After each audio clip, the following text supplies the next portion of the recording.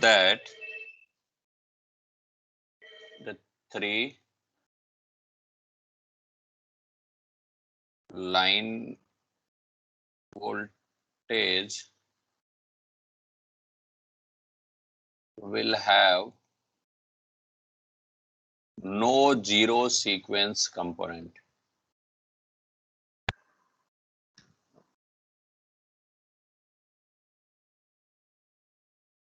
No zero sequence component. तो आज हम क्या डिस्कशन करेंगे कि prove that the three line voltage will have no zero sequence component. अब line voltage and phase voltage आप जानते हो क्या होता है?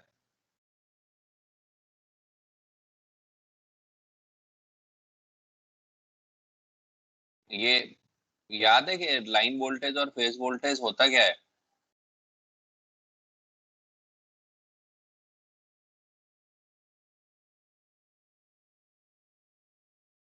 भूल गए? Sir yes sir. क्या होता है line voltage and phase voltage? Sir line और अर्थ न्यूट्रल के बीच का जो वोल्टेज होता है उसको लाइन वोल्टेज कहते हैं, और दो लाइन के बीच का जो होता है उसको फेज वोल्टेज कहते हैं. नहीं, उल्टा बोल रहे हो. और वैसे एक चीज बताओ, ये न्यूट्रल का तो कोई कॉन्सेप्ट ही नहीं आया. डेल्टा में न्यूट्रल होता नहीं है, तो क्या उसमें लाइन या फेज वोल्टेज नहीं होगा डेल्टा कनेक्टेड सिस्टम में? सर दो लाइंस के बीच के वोल्टेज को लाइन वोल्टेज कहेंगे. और फेज वोल्टेज?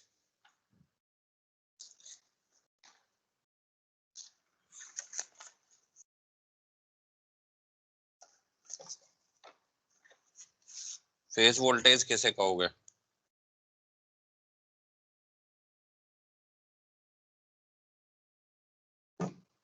किससे जो है ना, ये बताओ, स्टार कनेक्टेड सिस्टम से बताना है या फिर डेल्टा कनेक्टेड से? किससे बताऊं तब?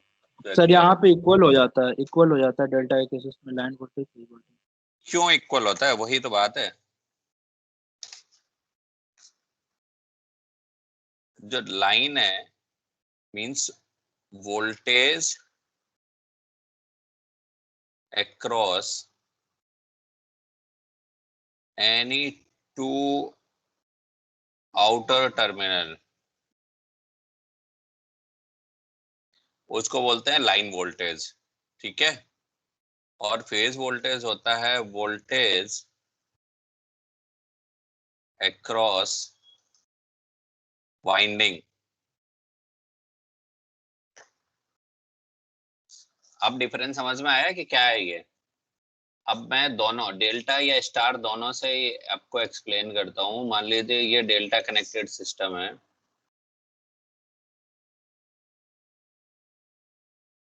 और ये एक स्टार कनेक्टेड सिस्टम है. तो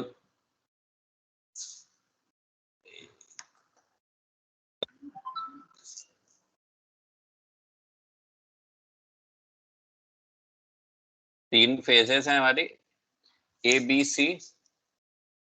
इसको मैं क्या कहूंगा, ये यहां से अगर मैं इन तीनों फेजेस को VA VB VC ले लूं, इनका वोल्टेज, तो देखो ये क्या है, ये फेज है या वाइंडिंग है. तो जो इसका जो वोल्टेज है ये क्या हो जाएगा, VA VB and VC.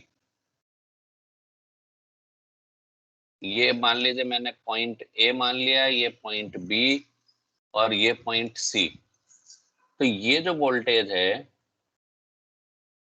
Voltage between these two terminal, इसको तो आप क्या बोलोगे? Line voltage. Voltage between any two outer terminal is line voltage. और voltage in across any winding means ये एक फेज है और ये एक फेज है और ये एक फेज है, तो इसको आप क्या कहोगे, phase voltage. Similarly star connected system में ये एक फेज हो गई, तो इसके अक्रॉस मान लिया मैंने वोल्टेज VA है, इसके अक्रॉस जो वोल्टेज है इस वाइंडिंग के ये VB हो गया और ये VC हो गया. तो यहाँ पर ये जो वोल्टेज है, voltage across any two outer terminal, that is B A B. तो ए और बी ये दो आउटर टर्मिनल है, तो इन दोनों के बीच का जो वोल्टेज है दैट इज लाइन वोल्टेज, और जो है ना एक वाइंडिंग के अक्रॉस जो वोल्टेज है दैट इज फेज वोल्टेज। तो ये डिफरेंस क्लियर हुआ line voltage and phase voltage का। Yes sir. अब इसमें चाहे आप लाइन वोल्टेज की बात करते हैं तो V A B will be equal to क्या होगा, V A B will be equal to V A minus V B. Similarly, VBC will be equal to VB minus VC, and VCA will be equal to VC minus VA. यही relation होगा।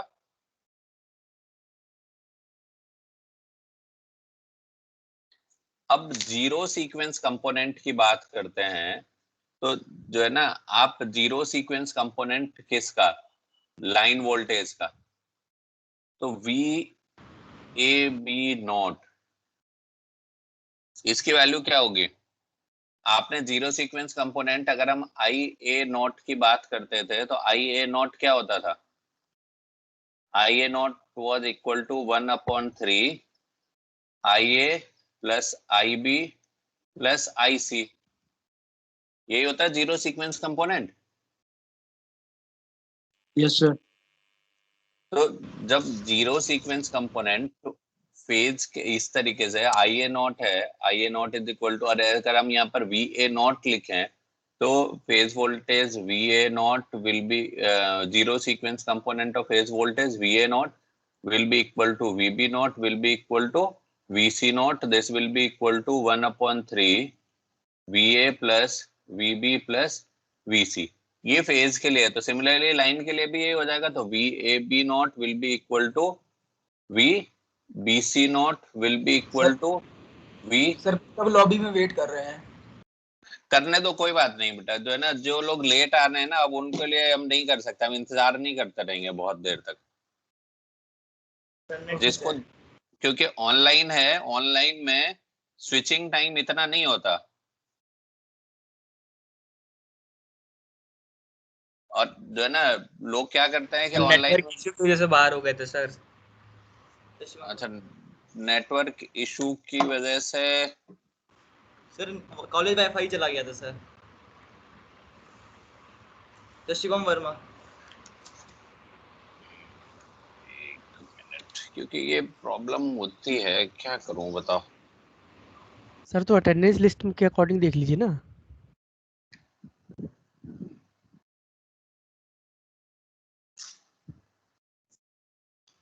Thank you sir. Late और उसके हिसाब से बोलिए thank you sir.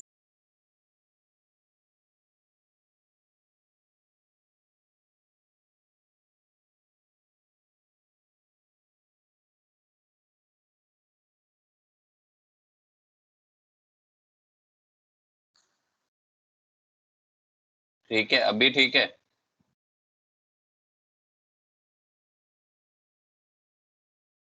VA not मैं आपको बता रहा था, in case of phase voltage VA naught will be equal to VB naught is equal to VC naught. This will be equal to 1/3 VA plus VB plus VC. Similarly for line voltage VAB naught will be equal to VBC naught will be equal to VCA naught, and this will be equal to 1/3 क्या होगा इसमें,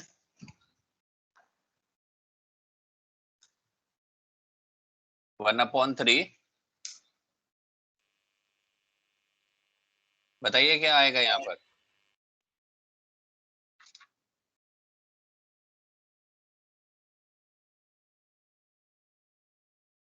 यहाँ पर जो है ना phase के case में VA plus VB plus VC था, तो लाइन वोल्टेज के केस में यहाँ पर क्या हो जाएगा, VAB plus VBC plus VCA।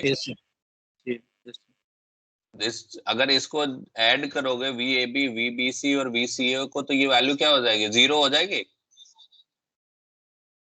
Yes sir. So it means जो प्रूव करना था हमें कि line voltage will have no zero sequence component, ये प्रूव कर दिया हमने।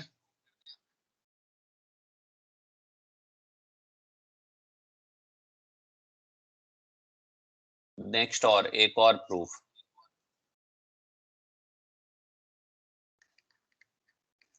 Prove that neutral current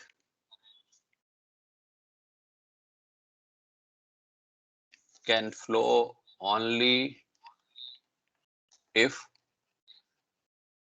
zero sequence current exists। यानी इसमें आपको क्या प्रूव करना है कि न्यूट्रल करंट तभी फ्लो होगा जब जीरो सीक्वेंस करंट एग्जिस्ट करेगा। तो अब इसको अगर प्रूव करना है तो मैं क्या लिखूंगा, आई एन यानी न्यूट्रल करंट, इसकी वैल्यू क्या होगी, IA plus IB plus IC। I N will be equal to IA plus IB plus IC। अच्छा, यहाँ पे ये डिटेल तो बताने की जरूरत है नहीं कि IN जो है ना, कब जो है ना स्टार कनेक्टेड सिस्टम की बात कर रहे हैं, डेल्टा में तो न्यूट्रल होता नहीं है। अब जो है ना IA, IB और IC, इनको हम किस तरीके से रिप्रेजेंट करते थे, IA will be equal to IA not plus IA1 plus IA2, ऐसे ही करते हैं। Then IB will be equal to IB naught plus IB1 plus IB2, and IC will be equal to IC naught plus IC1 plus IC2। अब मैं इन value को यहां रखता हूं, तो IN will be equal to IA naught plus IA1 plus IA2 plus IB naught plus IB1 plus IB2 plus IC naught plus IC1 plus IC2. So this can be written as IA naught plus IB naught plus IC naught। और इसके बाद अब मैं इसमें से क्या लिखूंगा, ये IA1, IB1 and IC1, positive sequence और नेगेटिव सीक्वेंस और जीरो सीक्वेंस को अलग अलग करता हूं मैं। IA1 plus IB1 plus IC1 plus IA2 plus IB2 plus IC2। जब मैंने सेपरेट किया तो सेपरेट करने के बाद ये IA नॉट, IB नॉट और IC नॉट, ये तीनों तो बराबर ही होंगे। तो इसको मैं लिख सकता हूं कि IA not plus IA not plus IA not plus IA1 तो यही होगा, IB1 की वैल्यू क्या होगी, alpha square IA1 plus IC1 क्या होगा, alpha IA1 plus IA2। B2 की वैल्यू क्या होगी, अल्फा IA2 प्लस IC2 की वैल्यू क्या होगी, alpha square IA2। So this will be equal to 3 IA naught plus IA1 1 plus alpha square plus IA2 1 plus alpha square।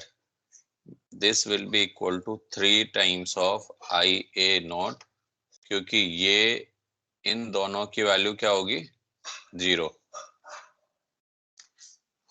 इसकी value क्या हो जाएगी, 0। तो न्यूट्रल करंट अगर न्यूट्रल करंट नहीं, इसमें अगर देखें हम इसमें कि न्यूट्रल करंट क्या है, sum of zero sequence current of each phase. तो इसमें देखोगे और हमें प्रूव क्या करना था कि neutral current can flow only if zero sequence current exist. तो यानी एक तरीके से ये कहें कि neutral current is dependent on only zero sequence current, positive and negative sequence current पर इसका positive and negative sequence current का न्यूट्रल करंट पर कोई फर्क नहीं पड़ता। ठीक है, हो गया ये भी proof. Yes sir. Next proof,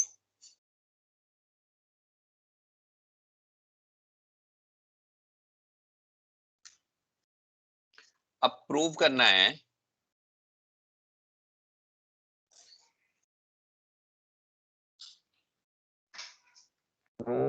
that no zero sequence current can flow in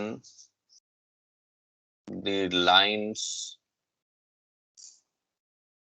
of delta connected system। अभी हमने पहले क्या प्रूव किया था कि जीरो सीक्वेंस वोल्टेज नहीं होगा,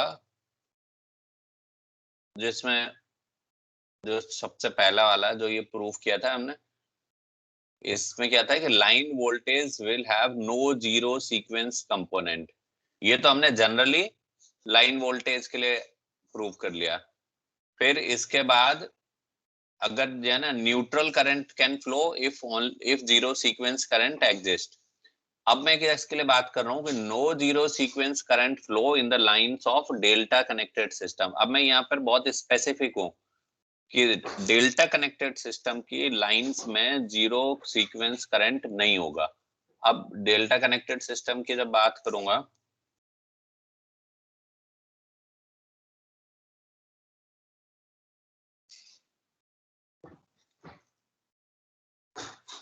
ये डेल्टा कनेक्टेड सिस्टम है, ये क्या हो गया, ये जो मैं ड्रॉ कर रहा हूं अभी, ये क्या चीज है, लाइन है या फेज है? सर लाइन है। ये लाइन है। तो मैंने मान लिया कि ये ए है, ये बी है और ये सी है। तो और अभी मैं केवल और केवल जीरो सीक्वेंस की बात कर रहा हूं। तो जीरो सीक्वेंस के लिए मैं यहाँ पर ये लिखूंगा, वैसे तो मैं क्या लिखता, आई ए आई बी आई सी लिखता, तो अभी मैंने लिख लिया आई A not, I B not और आई सी नॉट। ठीक है, अब यहां से ये जो करंट होगा इसको मैं क्या लिखूंगा, आई ए बी नॉट, या ये ए से सी की तरफ है ना, तो आई ए सी नॉट। ये क्या होगा, सी से बी की तरफ मैंने लिखा है तो ये हो गया आई सी बी नॉट, और ये बी से ए की तरफ हो गया तो मैंने इसको लिख लिया आई बी ए नॉट। ये आई ए नॉट का मतलब क्या है, zero sequence current in phase A, sorry line A. I B naught is zero sequence current in line B, I C naught is zero sequence current in line C. और ये जो आई सी ए सी है, इसका मतलब क्या है कि zero sequence current in phase A C. ये जो फेज है जो है ना, अब कहां से, ए से जो सी की तरफ, जो ए और सी के बीच में जो वाइंडिंग कनेक्टेड है वो। तो अब इसमें देखिए आई ए बी, ये जो करंट है ये वाला जो अंदर फ्लो हो रहा है,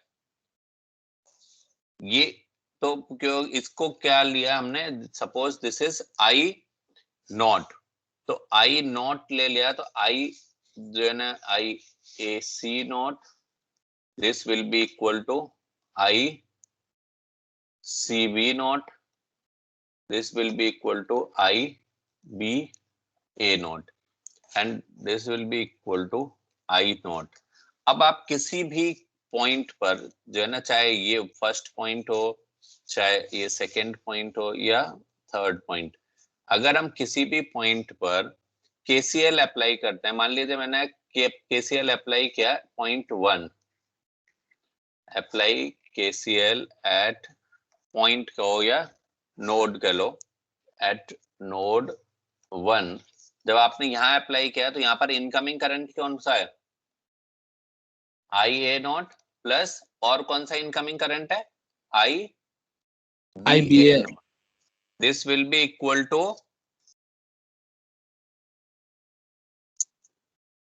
आई A C naught, I A C not.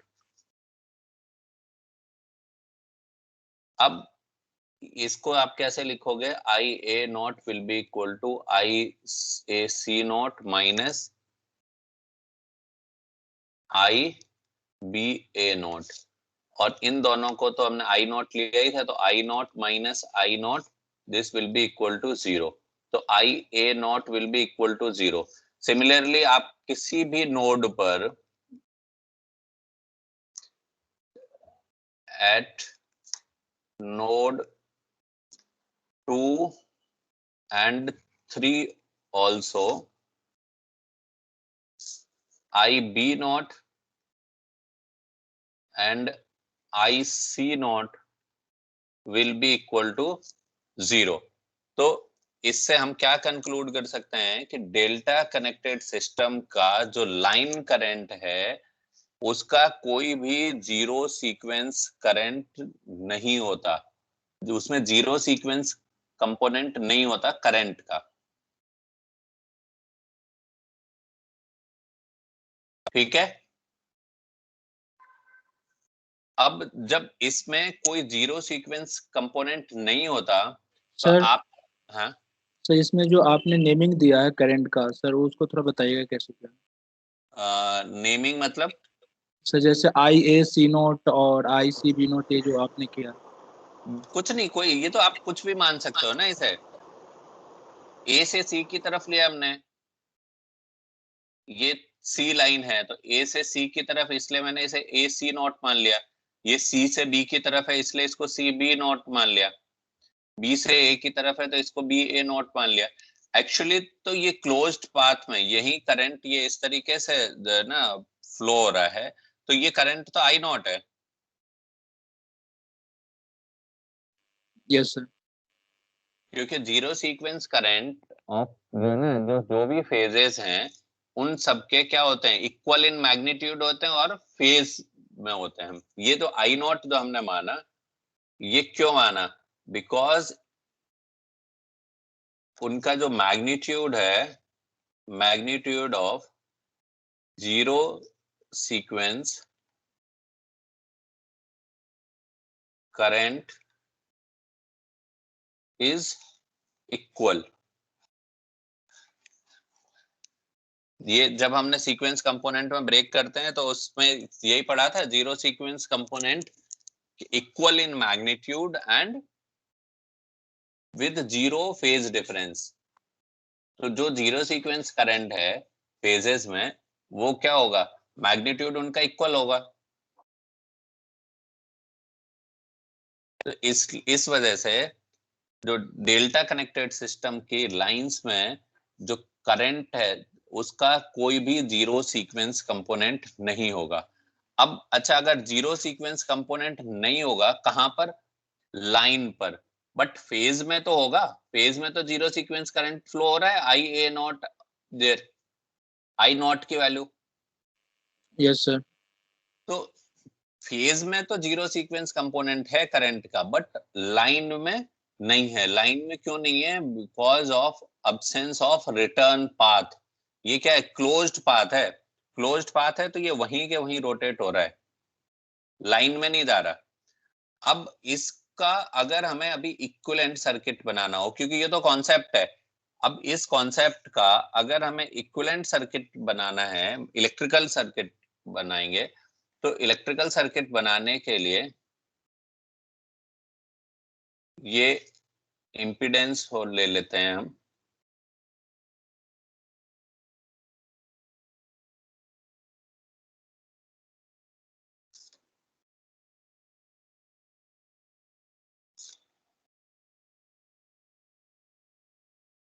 ये ए फेज हो गया, ये बी फेज हो गया एंड ये सी फेज हो गया।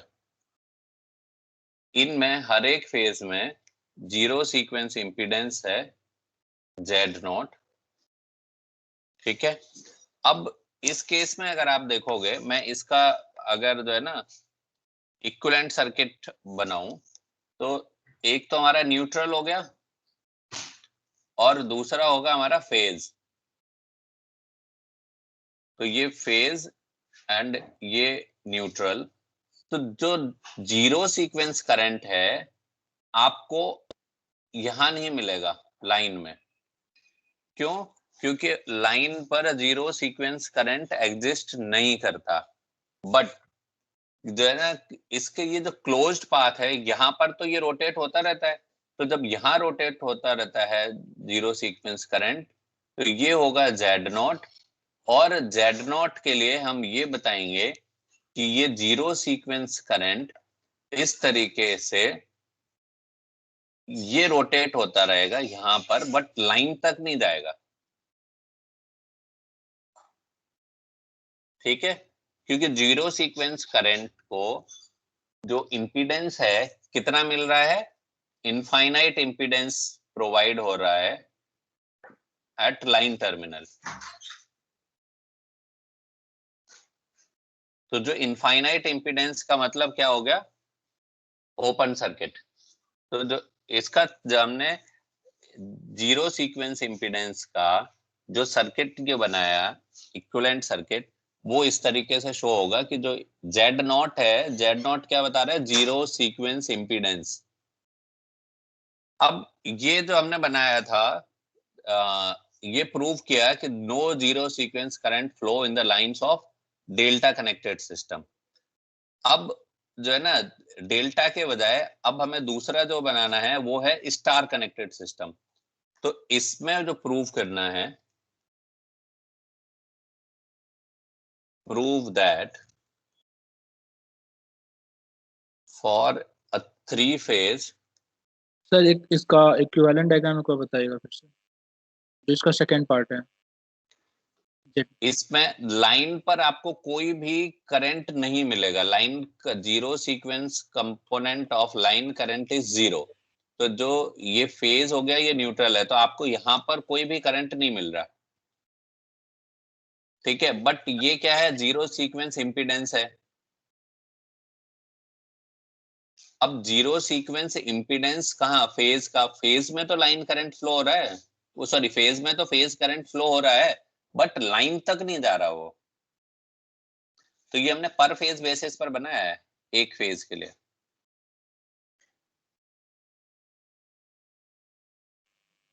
ठीक है सर।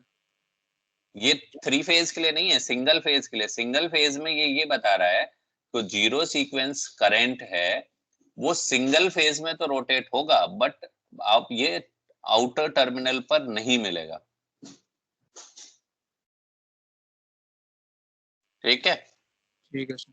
तो इसका ये जो सिंगल फेज के लिए ये डायग्राम किस बेसिस पे किया, समझ नहीं आया। ये लाइन करंट नहीं मिलेगा ना इसमें,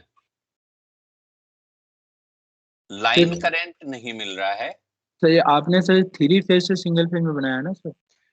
इक्विवेलेंट तो अभी आपको सिंगल फेज में ही, क्योंकि जब आप एनालिसिस करोगे, हमने सीक्वेंस कंपोनेंट भी ब्रेक किस लिए किए कि हम पर फेज बेसिस पर एनालिसिस कर पाए, और उसको बाद में हम फिर क्या करना है, एक्सटेंड कर दें अदर फेज के लिए। हमने रिलेशन निकाला ना, हमने जो भी कैलकुलेशन किए वो हमने किसके लिए किया, IA0, IA1 एंड IA2।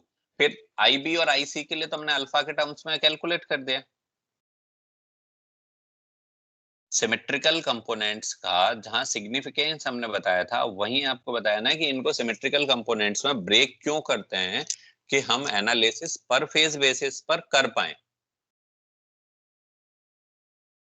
तो जो थ्री फेज अनबैलेंस्ड सिस्टम है उसको हमने positive, negative and zero sequence component में ब्रेक करके पर फेज बेसिस पर एनालिसिस करने के लिए ही ये काम किया। तो जो हमने ये बताया है ना, ये थ्री फेज के बजाय ये सिंगल फेज इक्विवेलेंट सर्किट बनाया, क्योंकि आपको जब इसको एनालाइज करना है तो सिंगल फेज में ही एनालाइज करना है।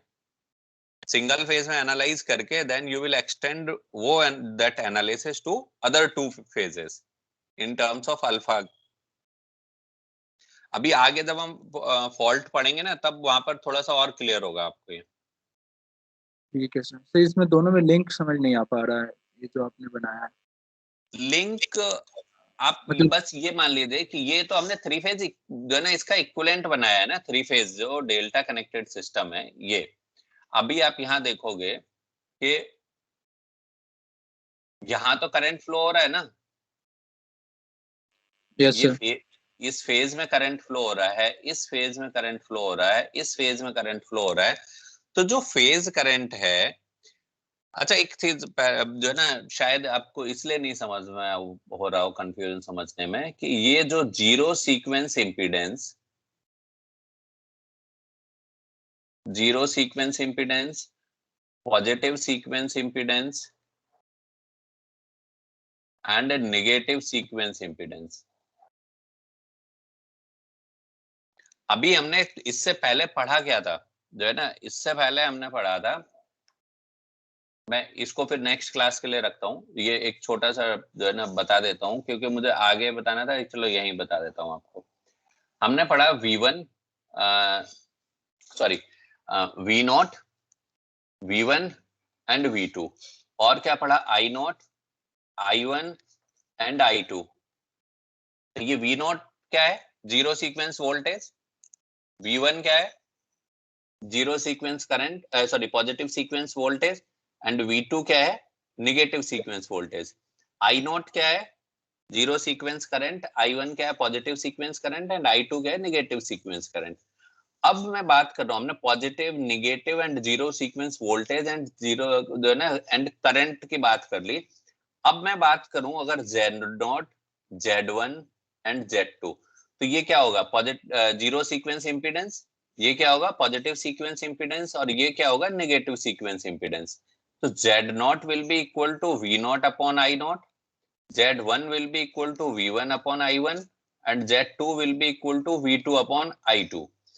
मींस जो जीरो सीक्वेंस इंपीडेंस है वो एक्चुअली क्या है कि जीरो सीक्वेंस करंट के फ्लो में जो अपोजिशन प्रोवाइड होता है that is zero sequence impedance, यानी उस टाइम पर हमें पॉजिटिव एंड नेगेटिव सीक्वेंस से कोई मतलब नहीं है।